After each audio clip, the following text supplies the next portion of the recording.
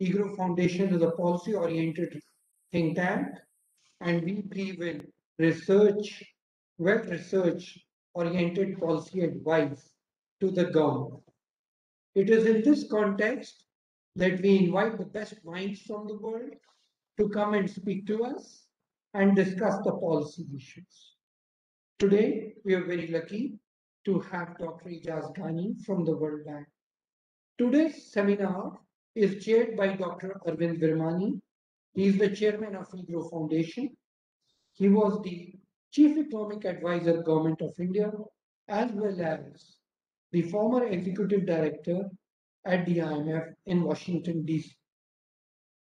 Dr. Virmani has spent lots of years in policy-oriented environment. He was at the Planning Commission.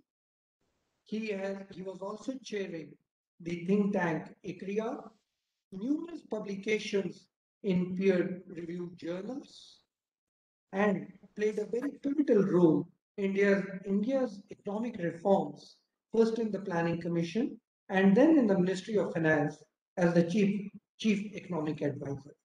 He continues to be active in research. You should see the tweets that he does.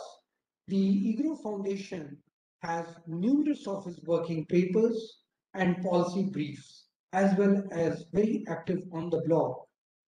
With this, I hand over to Dr. Virmani to chair the session, please.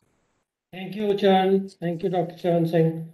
So it's my pleasure to welcome an old colleague and friend from Washington who's going to speak to us. I think you retired recently from the World Bank. It was a little confusing here. Correct.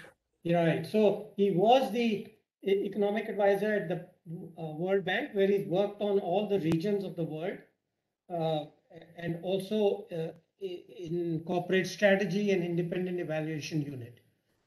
He's done extensive research on India and many other countries, and therefore it is a great pleasure to me to have him speak to us on a very important topic, which is a relatively new topic which we have started working on recently. There is a paper we have in EGROW Foundation which has been put up in the last year, but let's turn it over to Ijaz to give us his thoughts on this topic. Ijaz? Thank you, Charan. Thank you, Arvind. It's an honor and pleasure to give a seminar at EGROW.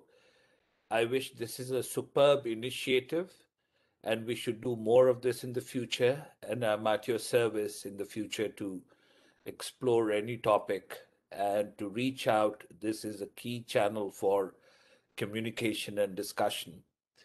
Let me just clarify, I'm no longer with the World Bank, and these are my personal views and not that of the World Bank or any other institution. When this topic was given to me, what will India look like in 2030? I must say, in the beginning, I struggled because it's not easy to predict the future of 1 billion people a decade ahead. But then I thought that this is an exciting topic, and let's look at it from a global lens. Sitting in Washington, I can watch China, I can watch USA, I can watch India, and in this global context, I can do some comparisons to see how the global trends are evolving, where India stands to benefit, and where other countries tend to benefit or lose. So this presentation is from a global lens. The second thing I struggled was that pulling out one or two key trends that's going to impact long-run economic growth is very challenging. So what I have done is I have picked up a dozen or so trends. But in the process, I have also left out a number of other topics which the participants may consider important, which is not included. It doesn't mean that they are not important. They are important, but just don't have the time or the depth to see. But I use the only one criteria, which is a global comparison. to see where things are likely to help or hinder India. Let me just pull out the PowerPoint, if I may, just to give you an outline. I'm sorry. The PowerPoint is already here. It all shared. By the way, in the meanwhile, please, all the participants, put yourself on mute. At the bottom of your screen, there's a mute button, otherwise there's interruption. Please make sure you're all muted. Okay, Jaz. Okay, can you see my PowerPoint? Hasn't come on yet. Okay, I don't think you clicked on share. You did this earlier. Yeah, I did that. I may, okay.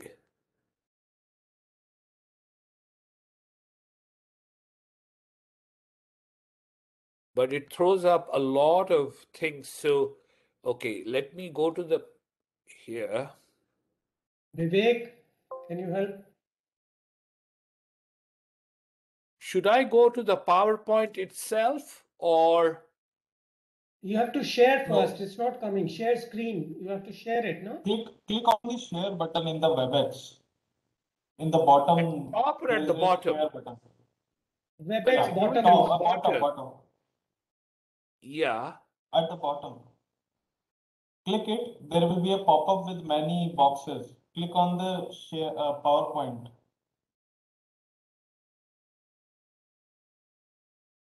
Okay.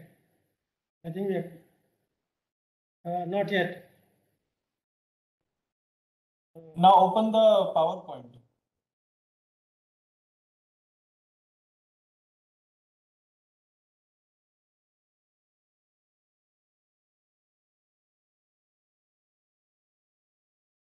Can you see it now? I think you have shared your browser instead of the PowerPoint You accidentally. shared a browser. You You have can to only share see the your- part. Yeah.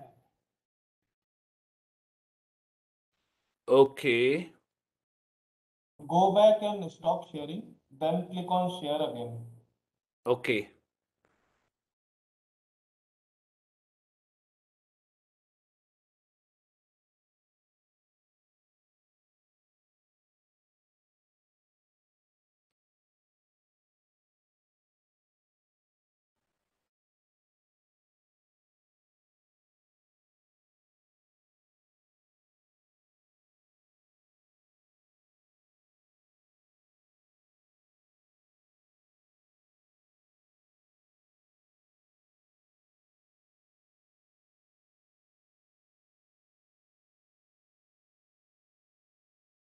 Can you? No, I think I have this. There is a fight between Google and Microsoft, and I'm having a bit of a problem.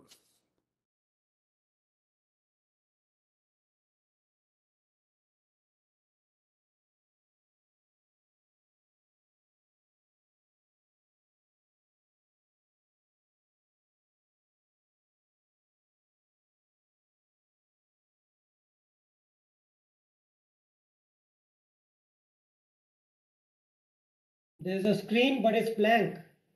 So you're sharing the wrong screen.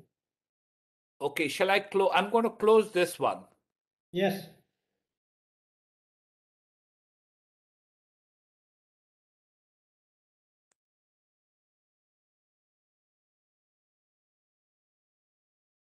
Let me share slides for you. You can say Yes. next slide to next the slide. Okay. Okay, thank you.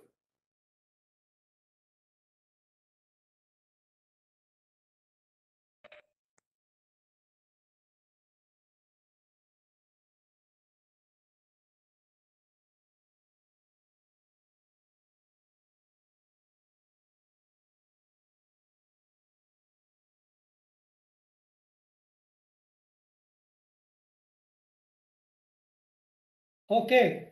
Stop there. Yeah. So the screen is there now. You can start.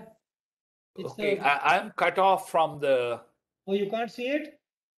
No, I can't see it. We are on Go the to the first. WebEx. I need to activate my.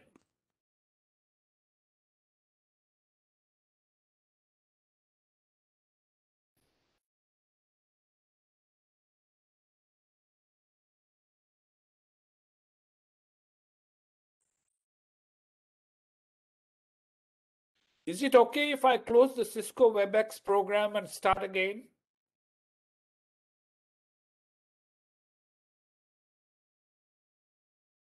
You will be logged out from here.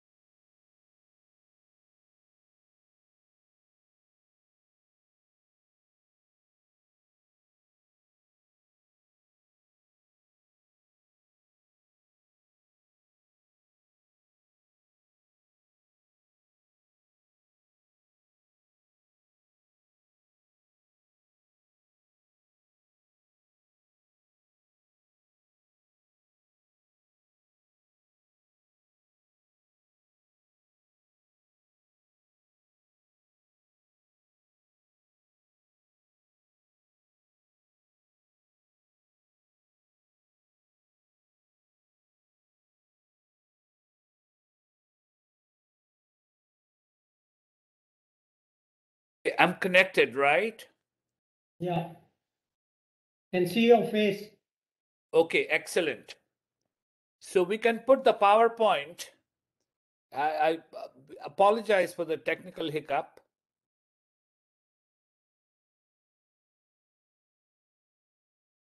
Do I need to do anything to get to the PowerPoint?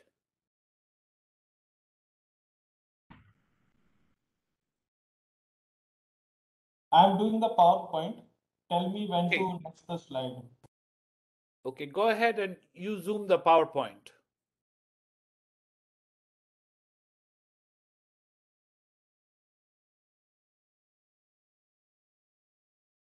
Thank you.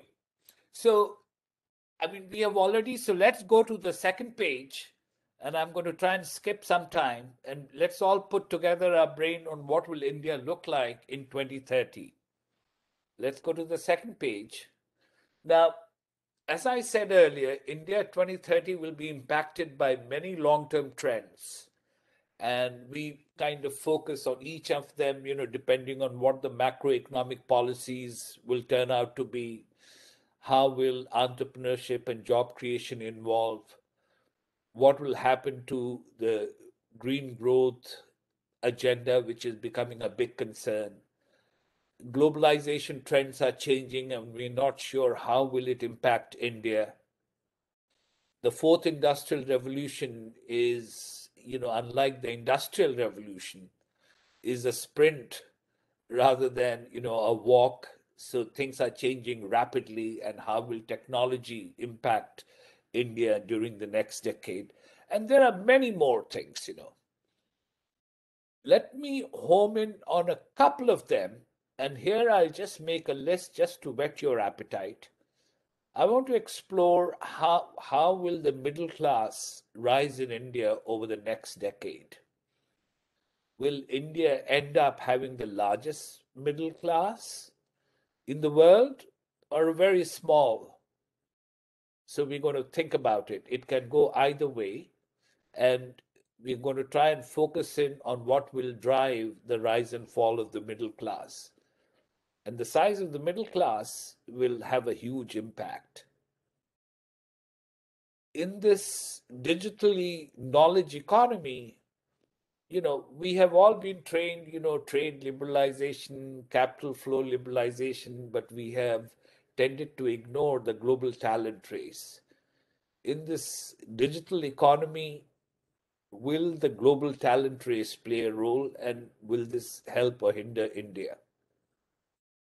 India is also accelerating urbanizing at a huge pace. What will be the impact of urbanization on long run growth? The fourth industrial revolution, the digital economy, I already talked about, so we're going to examine that on how it will impact the long run growth. We also examine green growth because if the temperature rises, the global temperature rises too much, and India's forests and water are damaged, it can impact the long run growth. So, how is India doing on green growth, and how will it perform in the long run? almost 40% of our population, the gender agenda, women are not participating in the labor force. If they join the economy, what will be its impact on the long run growth of India? So, gender as a new growth driver. How important is gender as a new growth driver compared to China and USA, where gender will not be a new growth driver, but it will be a new growth driver in India? In order to achieve all of this, we'll have to scale up investments. And how can India maximize development finance? What role can public-private partnerships, local global partnerships play in this? And how will this decadal transition be managed? What are the pits? What are the downfalls? Where is it likely to end up? So that's the big picture overview on this. Let me try and do a quick look at each one of them. And then we can do more technical discussions. Just for your information, some technical work and a working paper has already been done, and you can search it out on each of these topics from Google, but by just typing in, and that will give you what's the quantitative background used to come to some of these conclusions. So all these conclusions are based on data. Okay, let's go to the next page.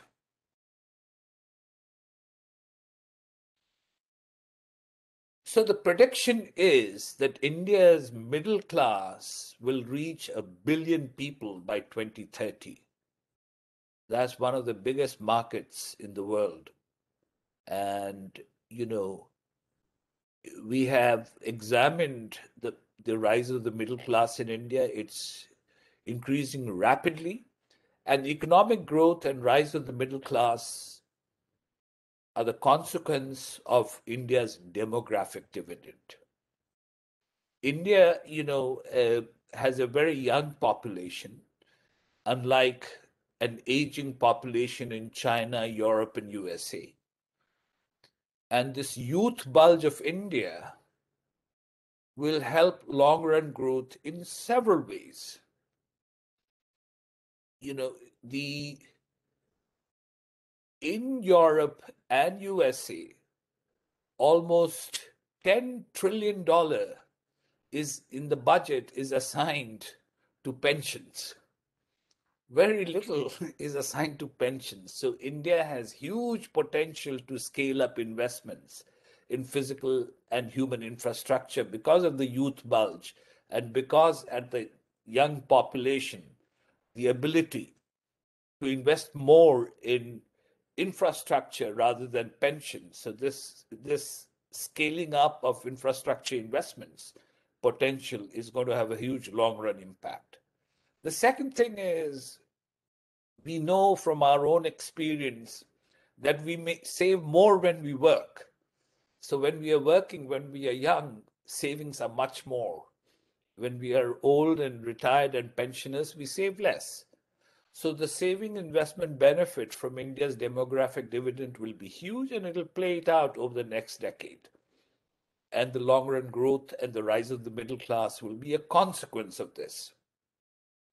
All in all, the fate of the middle class and that of the Indian economy are in lockstep. Rising incomes with the middle class will fuel consumption, which will drive demand and productivity, leading to more employment and further rise in incomes. So the India 2030, with the rise of the middle class and the demographic dividend, has a very bright future. Let's go to the next slide.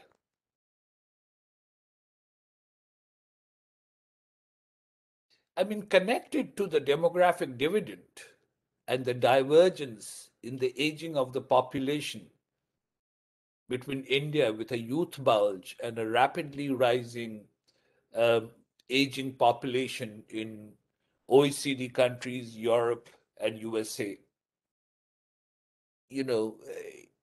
The global talent race today is attracting more attention. Since the end of World War II, we have been trained to think that it's the liberalization of trade and capital flows. They have been liberalized more. and how it impacts economic growth. But now, in the next decade, it will be the turn of the global talent race. Why is that? I mean, as I already said, the differences in demographic trends and huge wage differentials across countries will play a key role in the global talent race. In India, there are 4 20-year-olds for every 65-year-old.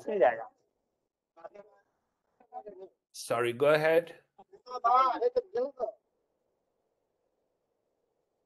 So in India, the youth Please bulge don't is interrupt. Please mute yourself. Go ahead, Ijaz. okay. So for every 65-year-old American, there are 4 20-year-olds in India. I bet this is also true of the participants here. And the average earnings in India is 70 times lower than in OECD countries. So, given that there are 4 young people in India for every 65-year-old American, and the wage in India is 70% less than in USA, and the youth bulge is also a time for people to acquire knowledge, and with the skills, the global talent race will accelerate in the future. Over 70% of the software engineers in Silicon Valley are already foreign born. A large concentration of them is in India. We already did a research, on Odesk to understand why there's a huge connection between Chennai, where the call centers are located, versus the Silicon Valley. And we found huge networking and agglomeration economies, no corruption. The networking between Silicon Valley and Chennai shows externalities and agglomeration economies. We also know that most multinational corporations now are seeking people with global experience. Our friend Google, the CEO is an Indian.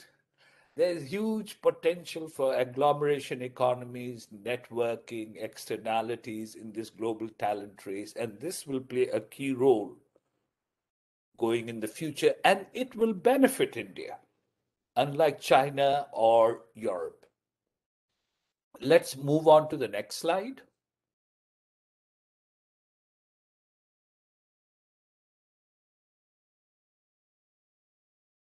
This is about urban awakening. And work has shown that economic growth and job growth are strongly linked with urbanization. India is still at a very early stage of urbanization compared to China and USA and Europe. And as the process of urbanization accelerates over the next decade, connectivity, proximity, diversity, and urbanization will accelerate knowledge diffusion, further innovation, productivity, and job growth. We estimate that India's urban population will increase to more than 800 million people by 2030. There is strong evidence we have found in 600 districts in India that urbanization promotes entrepreneurship, and greater entry of new firms creates more jobs. So pace of urbanization and entrepreneurship will match India's demographic dividend. India's demographic dividend will show that nearly 12 million more people will join the force every year. And as the urbanization pace accelerates and entrepreneurship picks up, many more jobs will be created to accommodate this divergence. This will, of course, be helped by globalization of talent, but also by job creation at the local level.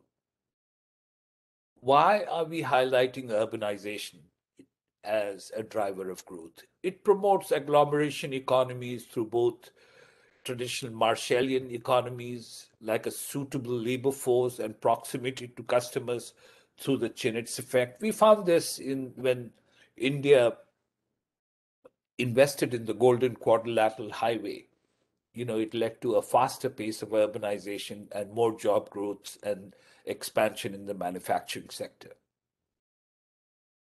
There is a huge agenda on how India will manage its urban awakening. I mean, we have to shift the focus from mega cities to secondary cities. We have to examine the role of city diversification versus city specialization.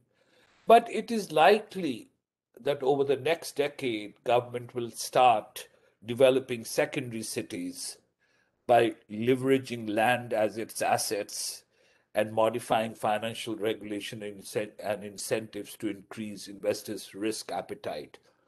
So, this urban awakening and the shift from mega cities to secondary cities will play out and have a huge impact on long run growth in India. A great potential for that.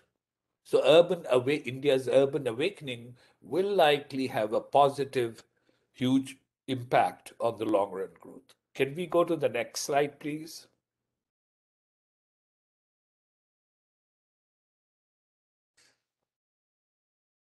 I mean, this is no longer a debate. The evidence now shows that India will likely soon become the largest digital economy in the world. Why is that? You know, nearly half a billion internet users exist in India, twice the size of USA. And as the digital economy, so India, from all suggestions, looks like the fourth industrial revolution is going to help India in a big way. Is this possible? Evidence has shown that return on investments in digital infrastructure is much higher compared to investments in traditional infrastructure like roads and highways. And if returns on investments in digital infrastructure are much higher than return on investments in golden quadrilateral highway, it is likely expand in the future. And this will trigger India becoming the largest digital economy. We also find that externalities and agglomeration economies are also much higher in the digital economy compared to the manufacturing sector.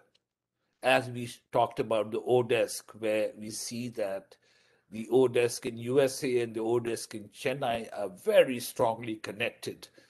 It's not corruption that one Tamil in Silicon Valley and Chennai, they're interacting and sharing knowledge quite a bit. What is our understanding of how the digital economy functions is still evolving at an early stage. We still don't know a lot, but we have begun to understand why digital enterprises locate where they locate. The future of the digital economy will not be governed by Facebook, Google, and the digital giants. It's going to be the entry of the new digital enterprises that will shape the future of India 2030. The digital economy in India is still concentrated in the mega cities because it has the infrastructure, both physical and human. It hasn't spread so much to the secondary cities because it lacks the digital infrastructure there. But given that the return on investments in digital infrastructure are higher than traditional infrastructure, it will likely expand in the future. The public sector has a very small role currently in 2020 in investments in digital infrastructure. It will likely explode by 2030, and it may, trump the investments in traditional infrastructure. All in all, with these higher returns to investments, increased role of the public sector, and if India adopting a new digital contract in 2020 with a new economic and social contract that scales up infrastructure, reduces digital divide, protects the use of data. India, and given that digital economy accelerates the flow of ideas, and the youth bulge in India, it is likely that India will become the largest digital economy by 2030. Can we move to the next slide?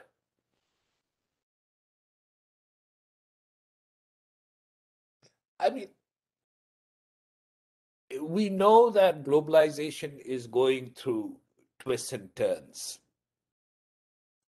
Protectionism is on the rise, and the rivalry between China, USA,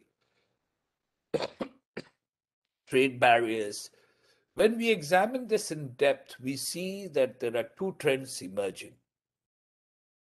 Trade in services are still accelerating, but the trade in manufacturing has slowed down and reversed. So there is a diverging trend between trade in services and trade in manufacturing.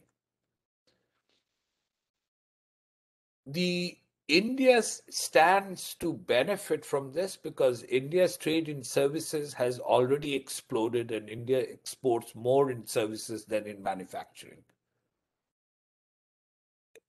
What will happen by 2030? We anticipate that in the post-COVID world, that forward upward momentum in the digital economy and trade in services will continue and grow even faster. And it's immune to the political and economic forces that now threaten to reverse the global integration in manufacturing. India also has the potential to expand its growing market in big data analytics, digital legacy modernization, and much more, Internet of the Things. And as I mentioned, unlike China, India's trade characteristics are well aligned with the new phase of globalization. India's productivity growth in the services match the productivity growth in the manufacturing sector. This is not to say either or, both are important, but the future still holds much stronger for the digital economy, and India is well positioned to benefit from that. But in order to achieve that, India will need to announce a new digital contract now to scale up the infrastructure needed for India to benefit from the changing face of globalization. Can we go to the next slide, please?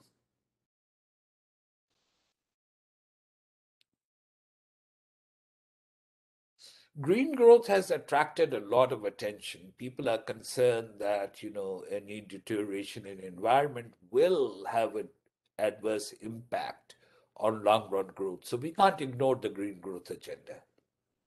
The big question is, how has India done, and what will India look like by 2030 on the green growth agenda? And when we examine millions of enterprises in 600 districts, the best measure of green growth is the efficiency with which enterprises use energy, amount of energy used per unit output produced. And when we measured that, India has already shown an improving trend in energy efficiency, especially in the urban areas. And as urbanization picks up, accelerates over the next decade, India's green growth and energy efficiency will also accelerate. There is also evidence that there is spatial convergence in green growth across states. Although there is huge variation in a green growth agenda across states, it's converging over time, and this convergence will accelerate as the leading lagging regions converge. There's also convergence in green growth across industries, and for different reasons. Consumption levels in some industries, office, accounting, computing, machinery, has increased. In others, it may have declined. All in all, on a per capita basis, the carbon emissions per person in India is very low compared to USA. This will change in the next 2 decades. But as long as, this long run growth is associated with increased energy efficiency, India has a huge potential to show an outstanding performance in green growth agenda by 2030. Can we go to the next slide?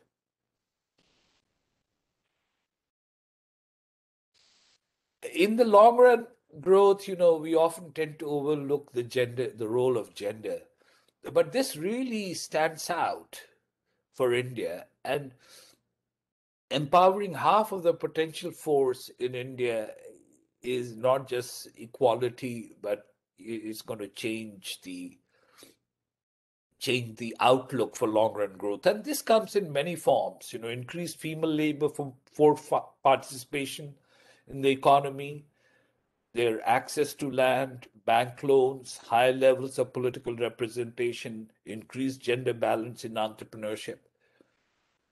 If we add all of this together, increasing the female participation rate to that of men will raise India's growth by 2030 by as much as 5%. This potential to increase growth by 5% doesn't exist in China and USA, but it exists for India. So gender can become a huge new growth driver for India 2030. Of course, for this we will need gender reforms, which can be easily implemented in fiscal and financial reforms to eliminate gender gaps.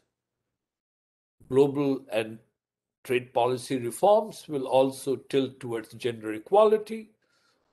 We find that, the gender lens to comparative environment in local economies have played a bigger role than the global consensus in accelerating the participation of women.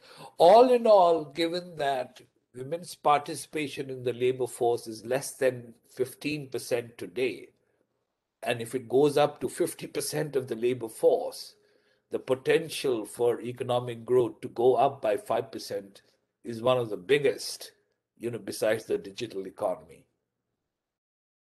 Can we go to the next slide?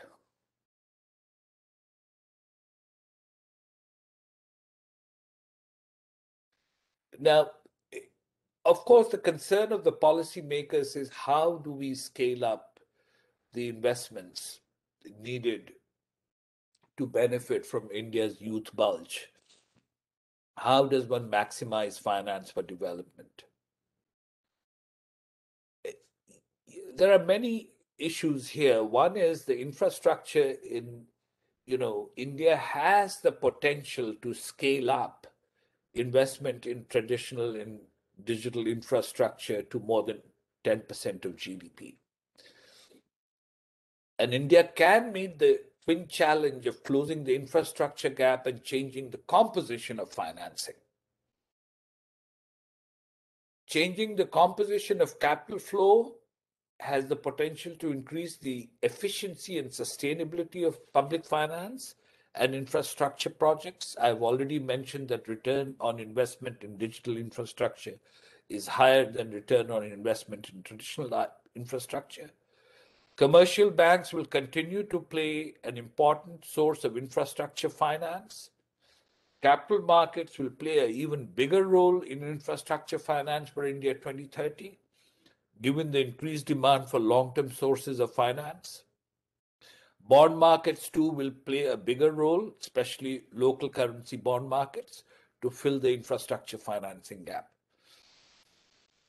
India will be able to maximize finance for development from billions to trillions as it will start combining resources from international, domestic, public, private, corporate, and philanthropic.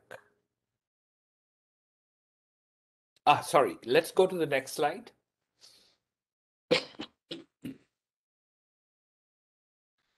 How will we of course, there are two scenarios: the optimistic outlook, which I have portrayed so far, but many people will say there's a pessimistic scenario too. Things will not turn out as well. So how does one manage the transition from 2020 to 2030? If this transition is not managed well, there'll be huge unemployment, conflict. Unemployed people will increasingly increase the share of population that is dependent on their parents, the elderly, the pensioners. This will slow down the economic growth, and the economic insecurity of the elderly will increase because there'll be fewer productively employed young people on which wealth can be accumulated. India will face many challenges: rising inequality, creating jobs, the aging of the population. But it is likely that the rise in the share of elderly people will not be as huge in India as it is for Europe and USA and China. So net net, the effect of this transition will be that India will continue to accelerate the pace of economic growth, even under, if we balance the optimistic and the pessimistic outlook, and bring into, the agenda the rise of the middle class, the digital economy, gender, urban awakening. Net net, I think the India 2030 has a very bright future ahead. Arvind, if I may stop here. Yeah. Okay.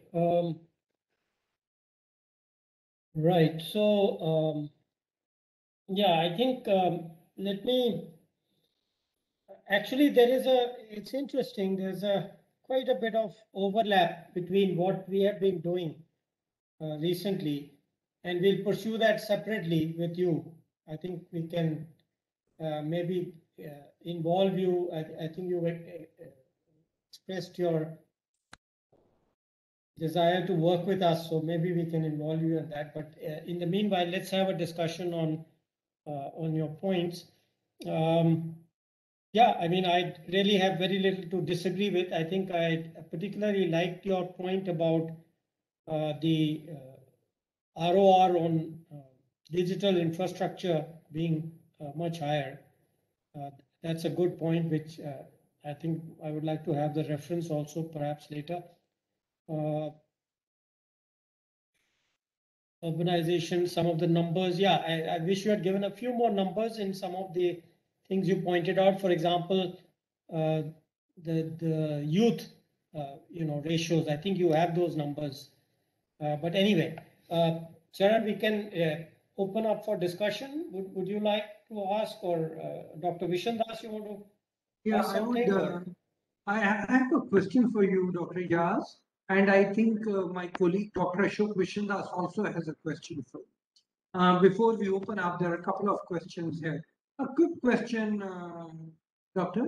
IMF came out with a study that if the female labor force participation is as good as the male labor force participation, the GDP would go up anything between 20 and 25%.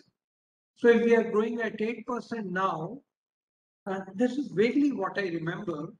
And if the economy is growing at 8% now, it can easily touch 10%. I also agree with you. If the female labor force participation increases, it means female literacy rate will also increase, and that will have a real spillover effect into the complete family. So your estimate at 5% increase in the GDP to me seems a little on the downside. The trend is, I totally agree with you. There's going to be a big advantage if they join. But from the low labor force participation, female labor force participation that we have in our country, in Bihar, in UP, vis-a-vis our neighboring countries like Bangladesh, Nepal, where it's above 80%, I thought the advantage would be much more high. So we would be really interested in looking at your paper, and we would recommend that you could also look at the IMF's paper. Ratna Sahai is, I think, working there on this issue, and Kalpana Kochhar is also working. I'm referring to those two papers from where I have that impression. Dr. Ashok, would you like Yes. to ask a question? Then we can give him a couple of questions and he can choose Yeah, to yeah, answer given the time. Yeah. Okay, So, sir. Ashok, Yes, thank you, Dr. Arvind ji, Dr. Charan and Ijaz. It was a masterful exposition. I congratulate you for igniting our thoughts on this. Very three observations. Now, you talked about the gender reforms, and that I suppose it includes the increasing the female labor force participation. Now, in India particularly, there is jobs are not unlimited. So, do you think when you talk of conflict in the society, will there be a competing demand on the job between male and female, and how it will play out in the long run, say next 10 to 15 years? That is question one. Second, you talked about the return on investment in digital. It's higher, it's much higher than the traditional infrastructure. I feel I need your inputs on this. Digital, the return on investment in digital form is higher. That's quite obvious, but it it requires a traditional infrastructure to be built first. Only then there is a digital return on this. For instance, if there is no airport or ports, there will not be there. I mean, the 70% of foreigners in the Silicon Valley would not have been possible. So there has to be a sequence. It's not a question of if or. The investment in whether you have a limited investment, it is to be invested in traditional infrastructure or in the digital world. So, what are your thoughts on that?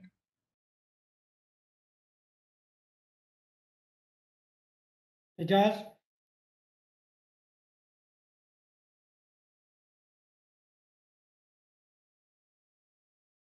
you're muted.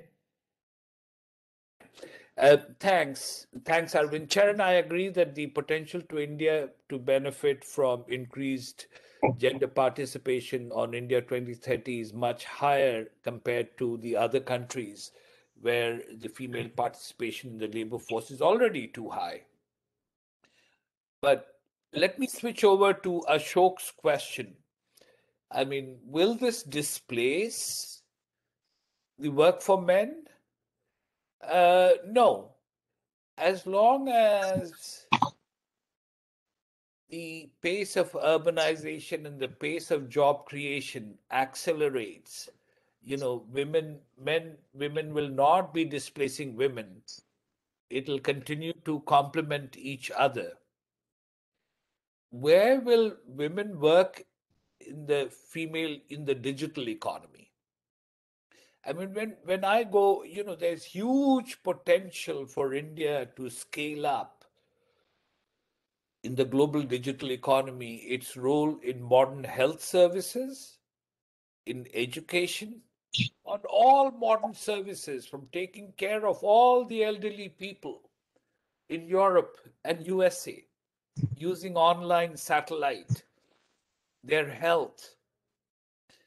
I mean, when I visit the health centers in USA, I mean, it's dominated by women, the nurses. The digital economy and the gender is not against each other. They are aligned. On your question on what is more important, I mean, although the return on digital infrastructure is important, is higher than return on traditional infrastructure, we are not making the argument that one should, reduce traditional infrastructure. It can't be. If we look at the budget, the highest investment in the budget in India goes towards traditional infrastructure. If we look at subsidies, and very little goes towards digital infrastructure.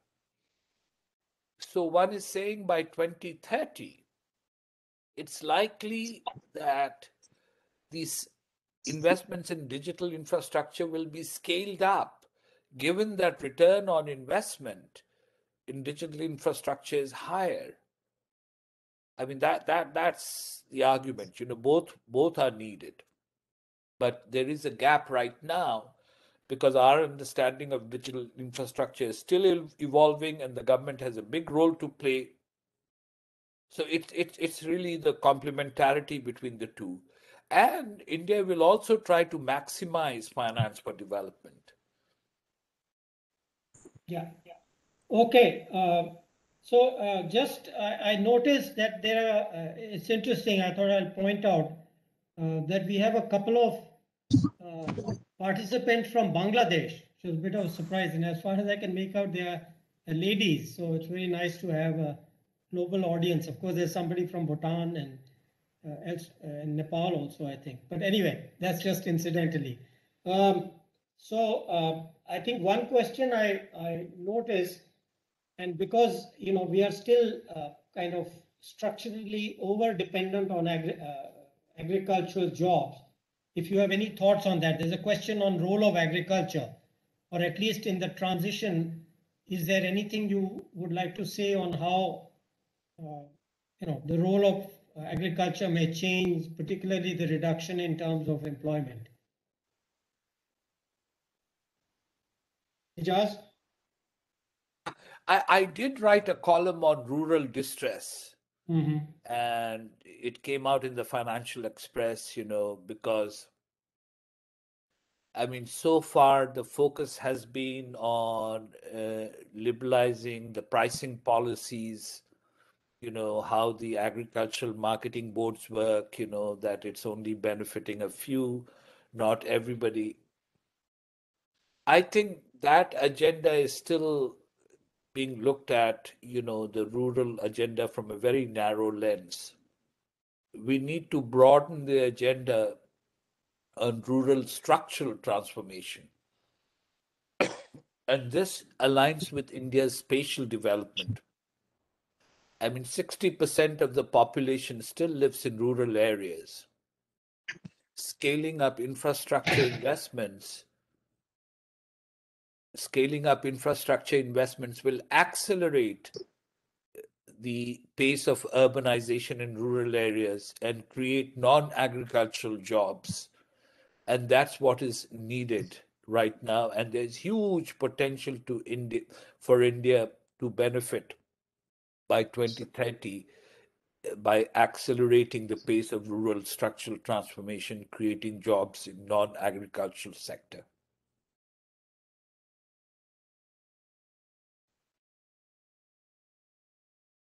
So, Arvind, the idea was, yes, there's huge potential, but in order to benefit agriculture, we need to accelerate rural structural transformation.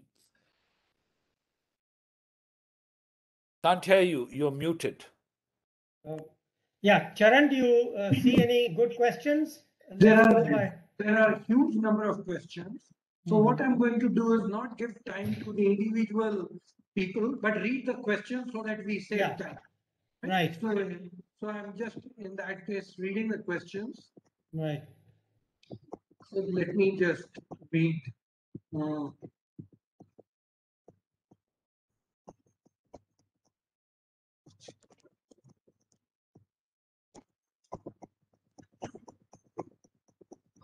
just looking at, okay, here is, what will be the role of Farm Law 2019 in the long run growth 2030? I'm going to read to you some questions, then you can take a call, which ones to answer and how much time to spend on. So what is Sharon, read that question again. What is the role of Farm Law 2019 in long run growth 2030 India? He's already talked about agriculture. Why don't you move on to something else? So the other one is, the agriculture reforms are a must to make India move forward, as this is the biggest sector affecting maximum people. Which economy will be beneficial for India 2030 economy growth? Mixed economy or capitalist economy or socialist economy, and how? So they're asking for the model. Okay, then this question I think you may like to reflect upon. This is the question on migrant labor. What will be the fate of large chunk of migrant informal workers who suffered the most in the ongoing COVID situation in terms of earning opportunities and still far away from the idea of decent work? Will India 2030 be able to take care of such migrant laborers? Then there is, what will be the role of ICT in 2030? How would it help for growth in 2030? Do you think current trends in public investment in higher education will have adverse effects on India's aspirations to join the leagues of knowledge-based economy? And the last question in this segment, if we have time, I'll read more, is our biggest challenge is population control. What do you think about it to reduce pressure on countries' infrastructure? There are many more questions. If you want, I can read them, but maybe we take a breather here. Yeah, okay. So there are also questions on health, education, any services, agriculture, any other issues which you have not touched on, you want to comment on. Ijaz. Thank you. These are good lists of questions, but the best way to answer all of them is to look at it as if we are in 2030. Right. Not in 2020, which means that I'm going to put on a digital lens. So the answer, is it going to be mixed economy or social economy or capitalist economy? Let me answer this question. This question have always been viewed from the manufacturing sector lens. But in the digital economy, production has changed. In the digital economy, we use labor as an input, capital as an input, and data as an input. The return on data as an input is much higher. Facebook, Google, Amazon, they all use the data and they're exploding. But the downside risks of data is also much higher because it can be misused. So therefore, there is a global voice rising on data protection. So what will the future be? The future is not likely to be mixed or, social or capitalist. It's going to be a new digital contract embedded in a human rights framework that will promote productivity, innovation, and protect, the data, individual privacy of the data. So we are headed for a new world, which will have a new economic, social, and a digital contract in a human rights framework. How will it help migrant workers? I mean, migrant workers from Bihar, when they come to Delhi, and if they are unemployed and they want to get the food rations, they have to go back to my hometown in Bihar, Siwan, to get that.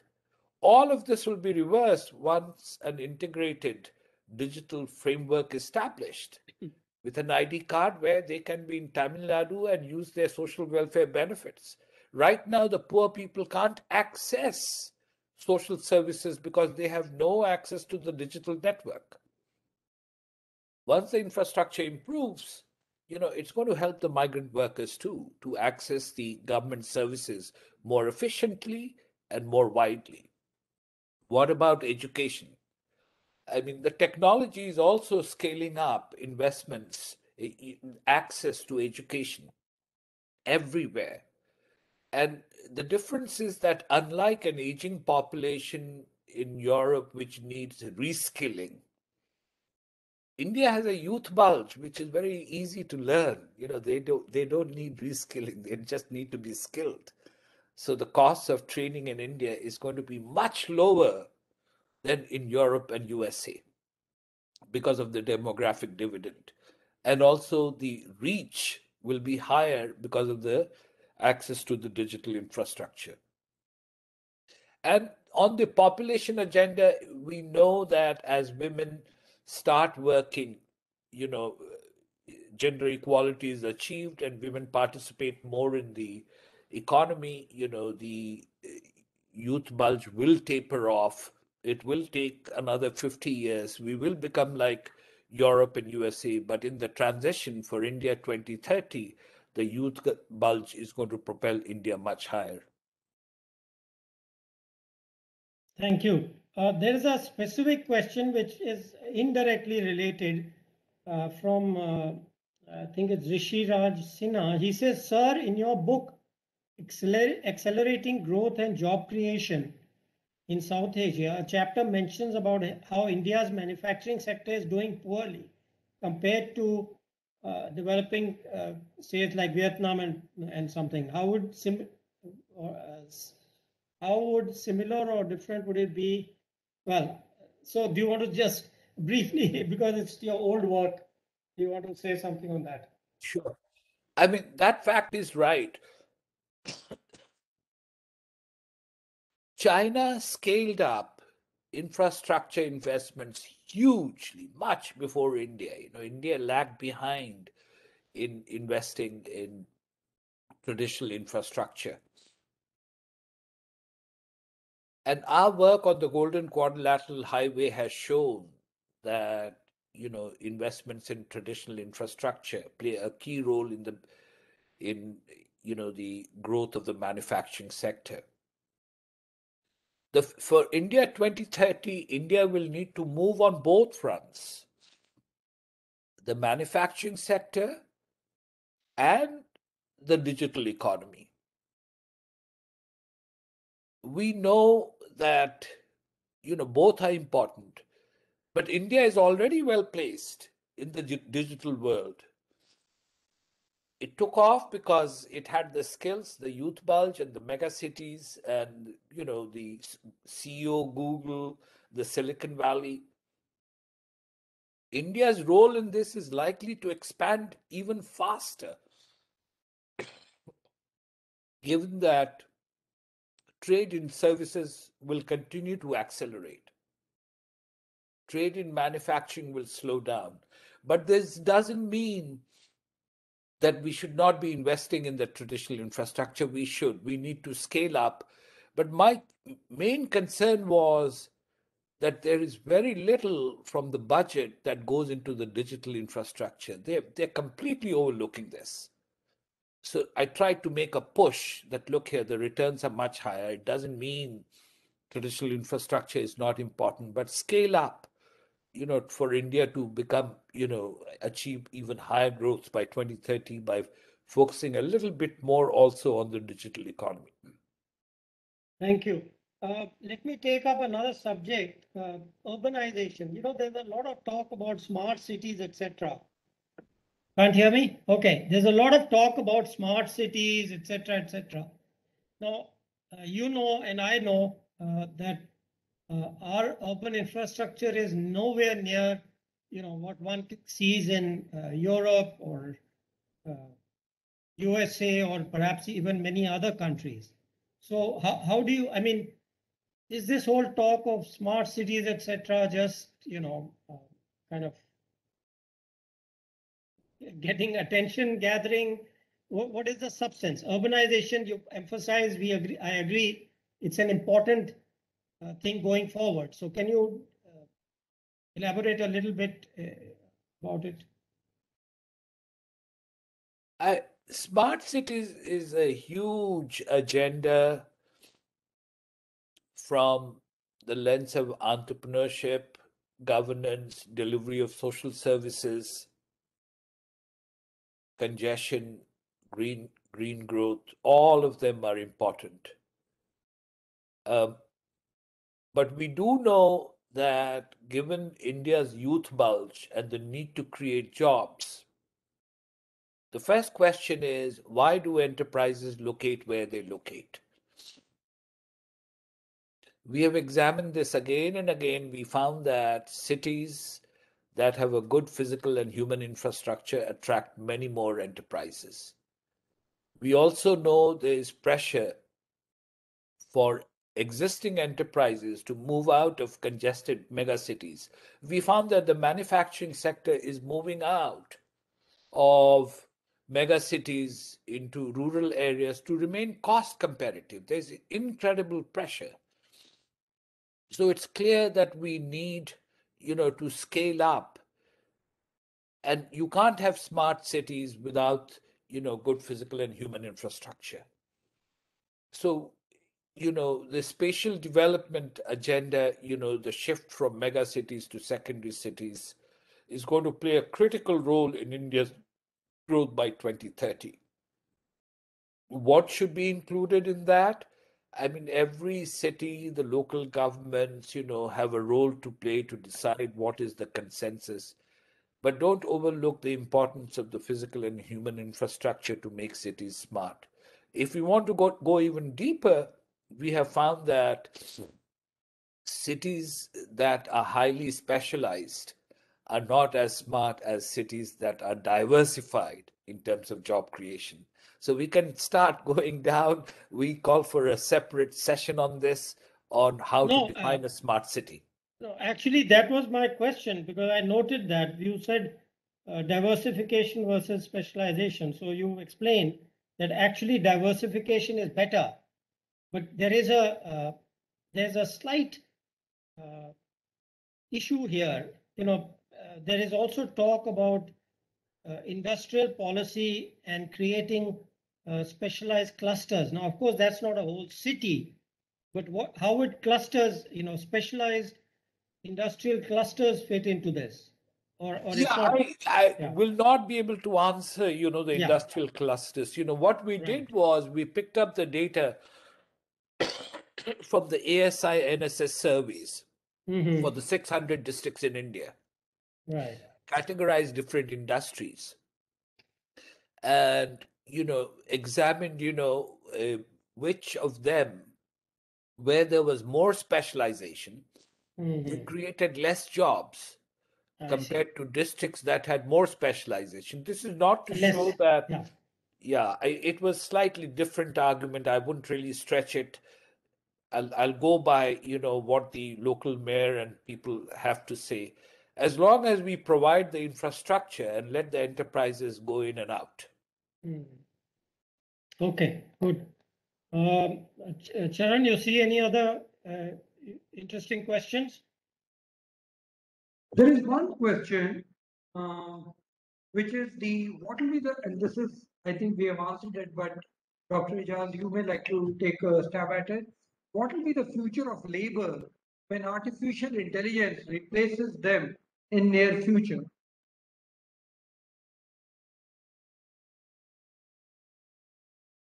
What will be the future of the labor? Yeah. This whole concern about labor displacement and so on.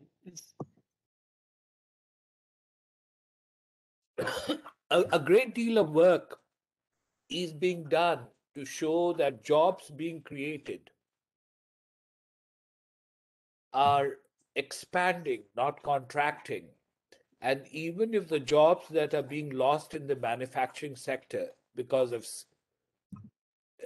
digital technology, net, it's growing.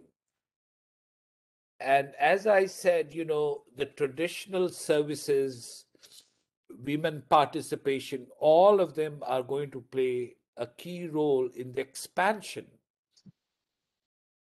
of jobs. I mean, our understanding is still at an early stage, but if we can draw the data from the manufacturing sector, we know that it is new enterprises who create jobs, not existing enterprises. Right now, the number of new enterprises in the digital economy are so few compared to Google and Facebook, that the concerns that not enough jobs are being created in the digital economy is well placed. But the new social contract that will include scaling up infrastructure so many more digital entrepreneurs can join. Let me give you one more example. India is well known for SMEs, small enterprises. And we ask the question, where have they expanded? Is it in the tradable or non-tradable sector? And we found evidence that the small informal enterprises have expanded in the tradable sector, contracted in the non-tradable sector, have become part of the global supply chain. So all the women entrepreneurs from home, can join the digital economy and expand. So it's not a threat. It's actually a boost in the situation that India is right now. Okay, just listening to you and the type of questions that have come up, and also in the recent past, the type of questions that keep coming up. My understanding is, and I actually agree with you, maybe you have to elaborate or let me see what view you have. Urbanization will play a very prominent role in days to come. And as I understand in the growth model that you have created, you have said urbanization is bound to happen. That is how the growth pattern takes place. 800 million people in urban areas out of, say, 140 crore. So that's a huge number. And with that urbanization, then you have combined the female labor force participation, making it a smart city, and that you think is the future that India is looking for. Am I right? And if that is the case, then I think the driver of growth is coming more from urbanization than from digital or anything else.